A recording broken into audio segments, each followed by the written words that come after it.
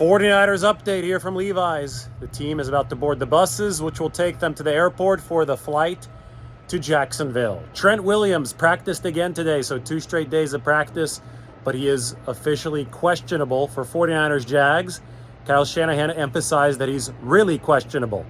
Remember, there's no more probable designation, so if somebody's on the injury report, they have to be at least questionable, but Kyle Shanahan emphasized this is not just questionable for the sake of being questionable. They're not sure if Trent Williams is going to play.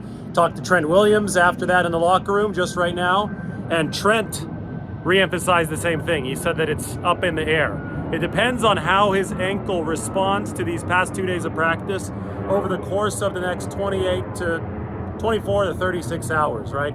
He's got to fly across country. That could lead to a little bit more swelling. I did ask Trent about that, and he said that there are a lot of modern devices and treatments that can be used on the flight to keep the swelling and the inflammation down.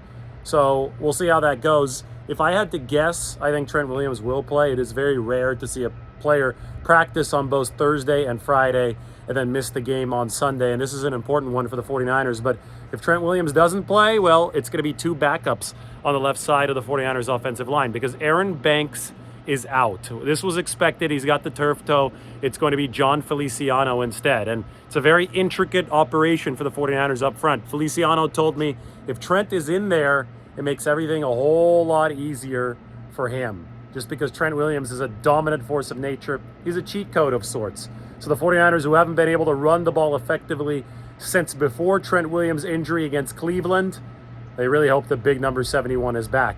One of the questions posed to Trent today was, did playing through that injury against Myles Garrett at Cleveland, did that prolong this injury? Did that make this recovery time longer? And Trent Williams acknowledged that that was possible, but he also said he had to do what he needed to do at the time, and that was shield the 49ers as well as he could against Myles Garrett. So he toughed it out, and he stayed in that game, and I think you have to admire that, but obviously the 49ers have suffered since then. So they hope that Trent is back for this game on Sunday, but officially he is questionable. Mentioned that Aaron Banks is out.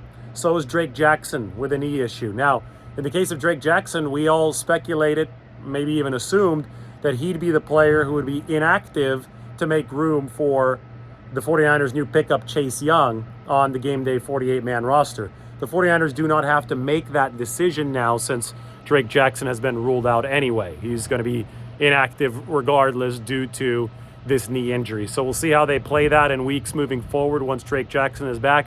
But there's obviously a chance that somebody else along the defensive line gets hurt, and it's a bridge that they don't have to cross from a decision perspective. Other news, Javon Hargrave, defensive tackle, he popped up on the injury report Thursday with a knee issue that flared up in practice, so he was limited at practice on Thursday. Hargrave was back out at practice today on Friday during the half-speed session, and he is listed as questionable for the 49ers, but he seemed to be moving fine out on the field. Demetrius Flanagan-Foles has an ankle issue. The linebacker is questionable. If he doesn't play on Sunday, you might see Jalen Graham, the rookie, or 49ers can call Curtis Robinson, the Stanford product, up from the practice squad. All things considered, especially if Trent Williams is able to go, the 49ers will be the healthiest they've been in a while. Obviously, John Feliciano is a backup who's going to be starting for sure at that left guard position, but Feliciano has a lot of starting experience. He was a starter as recently as last year. The 49ers got him for situations just like this. Aaron Banks missing this with the turf toe injury. So I think when you look at the big picture, the 49ers are locked, loaded, ready to go. So they fly out on this gorgeous day to Jacksonville. It's going to be, about a 5-hour flight for the 49ers.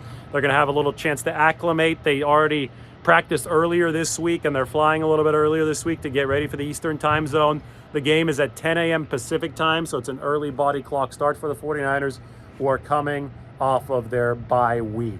So that is all from Santa Clara. Another week of coverage. I'm off to Jacksonville. Time to jet across country as the 49ers and the Jags get ready for a showdown. 6-2 Jacksonville against 5-3 San Francisco, trying to get back on track. We'll talk to you soon. You could use a 4th locker here, maybe. Yeah, I'm bidding for one. It would describe this not just questionable, but real questionable. I agree. I agree. We're going to see. How did you feel the last 2 days out of practice? It's getting better. It's improving. Let's see. Obviously, playing in the game is different intensity, but we'll see. Is it that inside ankle that's just picked up a lot of wear and tear over a career? Yeah, over 14 years, not even, I mean, that's just professionally, Yeah. you know what I'm saying? Like, yeah, playing through football the last 20 years of my life, yeah, I have. You know, that's the right leg, that's the leg that's near all the, everything falling, so. You know, it's funny.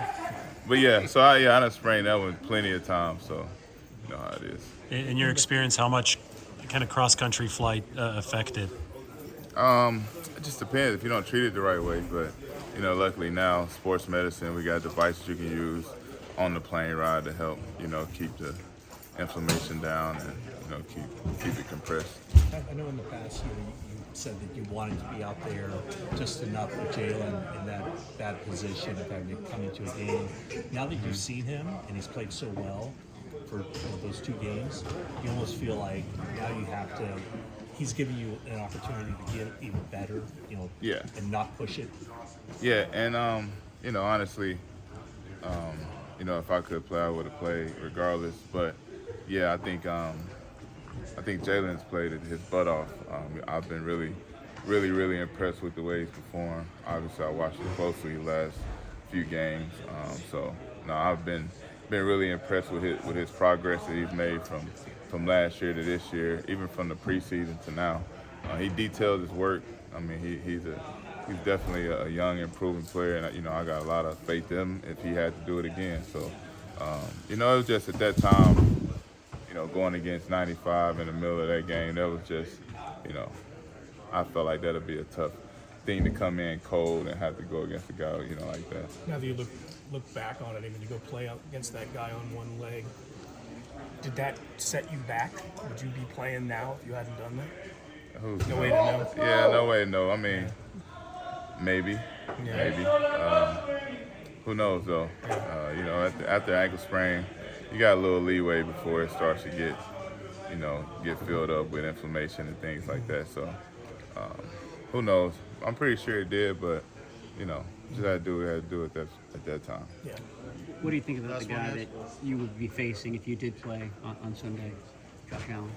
Oh yeah, another one of those, you know, freakazoid type of guys, 6'6", can run like the wind, big strong guy, powerful guy, just an elite pass rusher. One of the reasons this defense is playing really well. So yeah, I mean, he's another tough out even when you're healthy. So you know, it's gonna be a long day regardless. Yeah, Trent, just bottom line, do you think you'll play? Like I said, it's up in the air. It really is. Thank you.